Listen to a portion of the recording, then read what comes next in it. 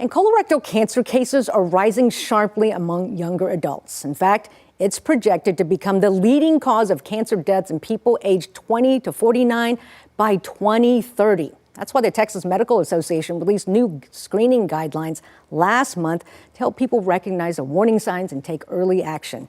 Joining us today is Dr. Dia Osman. He is an Austin oncologist and member of the Texas Medical Association Committee on Cancer. Dr. Osman, thank you so much for joining us this morning. Thank you, Jenny, for inviting me. Yeah, so how alarming is this trend? Quite alarming. So over the last 15 years, we've seen higher rates of people under the age of 50 being diagnosed by 2% per year. Colon cancer is rising in terms of the #1 leading cause of cancer death in Texas and the United States. So this is alarming for us as oncologists and as practitioners that treat colorectal cancer. Absolutely troubling. What do we know so far about why this is happening? Well, there's not an exact answer for it. It's a lot of factors. The biggest thing is sedentary lifestyles are a big contributor, our processed foods, changes in what we call the gut microbiome, which is the bacteria in our GI system, and a lot of food, basically what we're putting in, and the highly processed foods, right? It plays a role in this. Red meat, low fiber diets. Again, changing the way we think about food is going to be another key way to help reduce the risk of colorectal cancer. What symptoms do we need to look for? The biggest thing is changes in bowel habits. Everybody knows what normal is. If you're alternating between constipation and diarrhea, if you're seeing blood, rectal bleeding is usually one of the most common early signs that this is happening.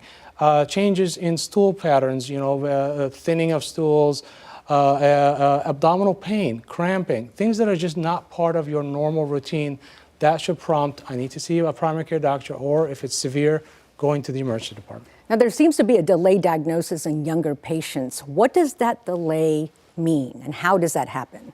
A lot of it is most of us don't think of cancer happening when we're younger. Right. It is something that happens for grandpa, 60, 70, 80 years old. But the fact is, with colorectal cancer, this is not the reality. And so what we have to do is, that's what causes the delay, is people are not wanting to get screened. And that's why the Texas Medical Association is now releasing these guidelines saying, look, if you're over 45 years old and consider yourself average risk, which means you don't have a family member under the age of 50 that has been diagnosed with colorectal cancer, you don't have a family history of colorectal cancer, you don't have a genetic syndrome in your family, those people are considered high risk. Otherwise, everybody else is considered average risk. You should be screened if you're over the age of 45. You should talk to your doctor about a referral for a colonoscopy. To have that, there are commercial stool tests also available that primary care doctors can provide.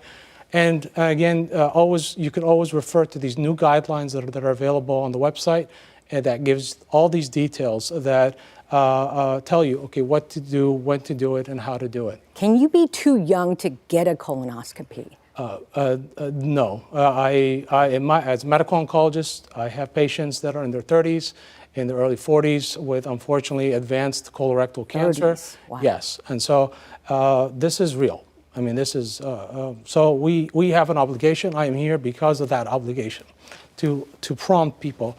Go out there, ask the questions, know your body. If it's not normal, go ask a doctor, go to your primary, say, I think I need a colonoscopy or at least a stool test if you don't think my concerns are, and then prompt and force you, advocate for yourself.